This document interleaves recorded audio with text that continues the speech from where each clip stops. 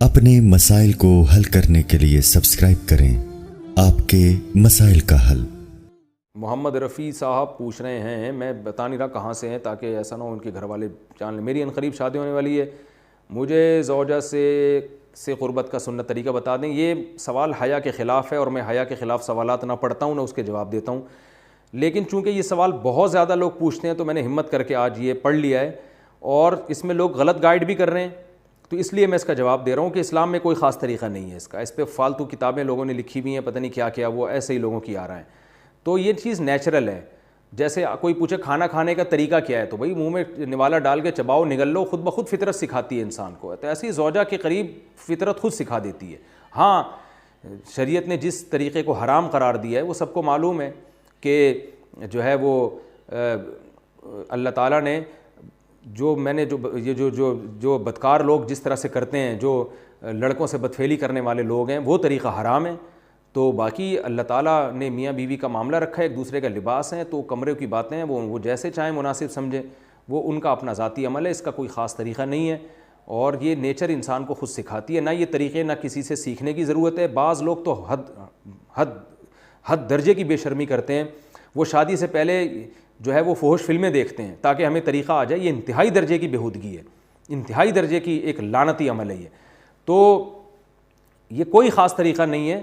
میاں بیوی ایک دوسرے کا لباس ہیں، وہ جس طرح سے ایک دوسرے کو سیٹسفائی کر سکتے ہیں وہ کر لیں، تاکہ ان کی توجہ کسی اور طرف نہ جائے، وہ حلال کی تسکین ان کی بند کمرے کے اندر ہو جائے۔ اور یہ باتیں لوگوں سے شیئر بھی نہیں کرنی چاہیے۔ آج یہ بھی ایک حرام کاری ہو رہی ہے، میں بہت سخت الفاظ استعمال کر رہا ہوں اس لیے کہ یہ، اور میرے پاس کوئی ہلکا لفظ نہیں ہے۔ وہ کیا ہوتا ہے کہ مرد اپنی زوجہ سے ہم بستری کر کے اس کے راز دوستوں کے سامنے فاش کر رہا ہوتا ہے، میں نے ایسے کیا، میں نے ایسے کیا۔ لڑکیاں بتا رہی ہوتی ہیں اپنی فرینڈس کو کہ میرے شوہر نے میرے ساتھ ایسے کیا۔ یہ بہت لعنتی عمل ہے۔ آپ صلی اللہ علیہ وسلم نے فرمایا جو عورت اپنے شوہر کے راز یا شوہر بیوی کے راز فاش کرتا ہے اس پر لعنت ہے، حدیث کا مفہوم ہے یہ۔ تو یہ بند کمرے کی میاں بیوی کی باتیں، جس طرح سے وہ ایک دوسرے کو سیٹسفائی کر سکتے ہیں وہ کریں، ایک دوسرے کے لیے وہ حلال ہیں، اور بس وہ طریقہ جو لڑکوں سے بدفعلی والا طریقہ ہے وہ طریقہ اسلام میں حرام ہے۔ اور اسی طرح اورل سیکس پہ بھی میں ایک کلپ ریکارڈ کروا چکا ہوں، وہ بھی سن لیا جائے، یا علماء کی جو اس بارے میں رائے ہے وہ دیکھ لی جائے۔ تو اس کے علاوہ جو بھی ہے میاں بیوی ایک دوسرے کے لیے اللہ نے حلال کیے ہیں، کوئی خاص طریقہ نہیں ہے، اور یہ حیا کی باتیں ان کو بند کمرے کے اندر ہی رہنا چاہیے ان چیزوں کو۔ اور اس کے لیے جو فحش فلمیں دیکھی جا رہی ہیں یہ بہت غلط حرکت ہے، اور اس کو نا ایک ایجوکیشن کا نام دے دیا گیا اس زمانے میں، اور سیکس کی تعلیم کے نام سے بچوں کو پڑھایا جا رہا ہے اسکول میں۔ یہ سب بےہودگی ہے۔ لاکھوں سال سے انسان دنیا میں زندہ ہے، تو کیا اس کو یہ پتہ ہی نہیں تھا، اور یہ ساری ایک 6 ارب انسان ایسے ہی بغیر تعلیم کے پیدا ہو گئے ہیں کیا؟ تو یہ تو چیزیں نیچر خود سکھا دیتی ہے انسان کو کہ کیا کرنا ہے، کیسے کرنا ہے۔ اس میں کوئی اسکول کالج میں پڑھنے کی ضرورت نہیں ہے۔ ہاں، شرعی احکام اس کے 2-4 ہیں، وہ علماء بتاتے رہتے ہیں، وہ کتابوں میں لکھے ہوئے ہیں کہ کون سا راستہ حرام ہے اور کون سے راستے میں آنا جائز ہے۔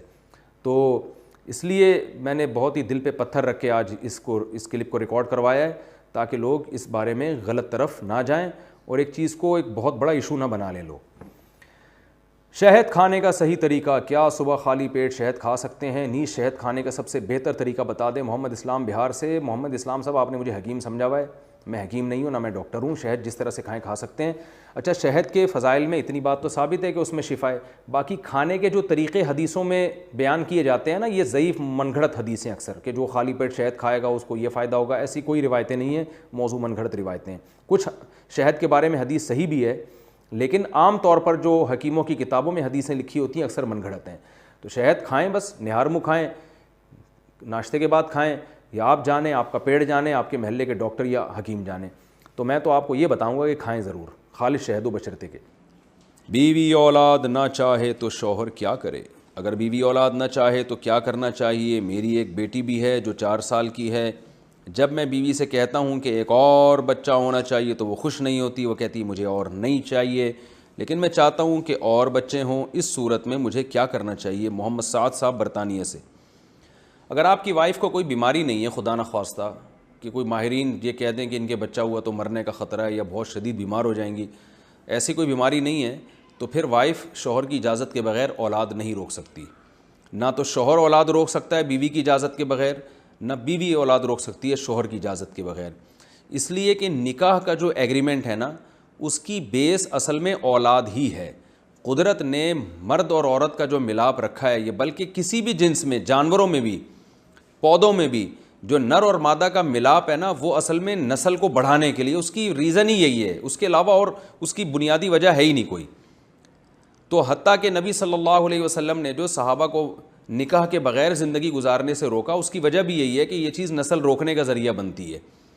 تو تبھی محدثین نے جو باب باندھا ہے نا نکاح کے فضائل پر، اس میں یہ کہ باب العلت التی نہی من اجلہ التبتل، اس ریزن کا بیان، اس وجہ کا بیان جس کی وجہ سے نکاح کے بغیر زندگی گزارنے سے منع کیا۔ تو اس میں یہ لکھتے ہیں، یہ حدیث لے کر آئے ہیں کہ اس کی بنیادی وجہ کیا ہے، جو آپ صلی اللہ علیہ وسلم نے فرمایا تزوجوا، نکاح کرو فإنی مباہی بکم الامم، اس لیے کہ نکاح کرو گے تو نسل بڑھے گی اور میں تمہاری کثرت پہ فخر کروں گا۔ اس میں لوگوں نے ٹوپی ڈرامہ شروع کر دیا ہے کہ کوانٹٹی مقصد نہیں، اصل میں تو کوالٹی ہے۔ تو کوانٹٹی اور کوالٹی ایک دوسرے کے منافی نہیں ہیں، یعنی یہ بات ہی غلط ہے کہ بچے زیادہ ہوں گے تو تربیت نہیں ہوگی، ایسی کوئی کہانی نہیں ہے۔ بچے زیادہ ہوتے ہیں تو وہ ایک دوسرے کی تربیت بھی کر رہے ہوتے ہیں، اور جب بچے زیادہ ہوتے ہیں تو ایک دم سے نہیں ہو جاتے برساتی مینڈکوں کی طرح۔ جب مثلا کسی کا چوتھا بچہ ہوا ہے تو ظاہر ہے پہلا بڑا ہو گیا ہوگا نا اس وقت تک، تو ایسا نہیں ہو جاتا کہ ایک دم سے ہو جائیں۔ تو یہ سب پروپیگنڈا کیا گیا ہے۔ تو نکاح کا جو بنیادی مقصد ہے وہ ہے ہی نسل بڑھانا، وہ ہے ہی اولاد، اور یہ نیچر نے متعین کیا ہے۔ اس میں یہ کہنا کہ فلاں قوم یہ کہتی ہے، یہ فیملی پلاننگ والے یہ کہتے ہیں، یہ سب بالکل فضول باتیں ہیں، اس لیے کہ یہ آپ کو نیچر سے ہٹا رہے ہیں۔ تو ہر آدمی کو بھی اولاد کی ضرورت ہے، ہر عورت کو بھی اولاد کی ضرورت ہے، اور اس کے لیے ایگریمنٹ ہوتا ہے، دونوں ایک دوسرے سے نکاح کرتے ہیں اور اس کے نتیجے میں خاندان آباد ہوتا ہے۔ تو یعنی یہ اللہ کا بنایا ہوا نظام ہے، اس کو چینج نہیں کیا جا سکتا۔ اس لیے فقہا نے یہ بات بیان کی ہے، کیونکہ اسلام دین فطرت ہے، کہ جب نکاح ہی اس وجہ سے ہوا ہے تو اب دونوں میں سے کسی کو پرمیشن نہیں ہے کہ وہ ایک دوسرے کی اجازت کے بغیر اولاد روک لیں، کیونکہ یہ ایگریمنٹ کی مخالفت ہو رہی ہے۔ یہ اس کی مثال ایسے جیسے نکاح ہو گیا اور عورت رخصتی نہیں پہ آمادہ نہیں ہے، تو بھائی نکاح کا تو مقصد یہ تھا کہ اب عورت رخصتی کر کے شوہر کے گھر میں آئے گی، وہ نہیں آ رہی تو پھر نکاح کس بات کا نکاح ہے؟ تو اسی طرح جب نکاح ہو گیا تو اب یہ ایگریمنٹ خود بخود ہو گیا ہے کہ ہم اولاد دونوں پیدا کریں گے، اور اگر کسی ضرورت سے اولاد روکنی ہے تو دونوں کی رضا سے رکے گی اولاد۔ تو اس لیے نہ تو شوہر کے لیے جائز ہے کہ اگر بیوی اولاد چاہتی ہے تو شوہر اولاد نہیں روک سکتا۔ بہت سے ایسے کیسز آتے ہیں کہ عورت اولاد چاہتی ہے مگر شوہر نہیں ہونے دے رہا اولاد، خاص طور پہ دوسری شادی میں ایسے کیسز بہت آتے ہیں کہ مرد کہتے ہیں مجھے اولاد نہیں چاہیے، جبکہ عورت کو اولاد چاہیے ہوتی ہے۔ تو بلکہ یہاں تک بھی ہے کہ اگر عورت نے پہلے ایگریمنٹ بھی کر لیا نا کہ میں دوسری شادی کر رہی ہوں اس بیس پہ کہ مجھے اولاد نہیں چاہیے، اور بعد میں وہ کہتی ہے اب چاہیے، تو پھر شوہر پھر بھی اولاد نہیں روک سکتا۔ تو جیسے عورت کو اولاد چاہیے تو شوہر اولاد نہیں روک سکتا، تو اسی طرح شوہر کو اولاد چاہیے تو عورت اولاد نہیں روک سکتی۔ تو گناہگار ہو رہی ہیں، آپ اپنی وائف کو سمجھائیں۔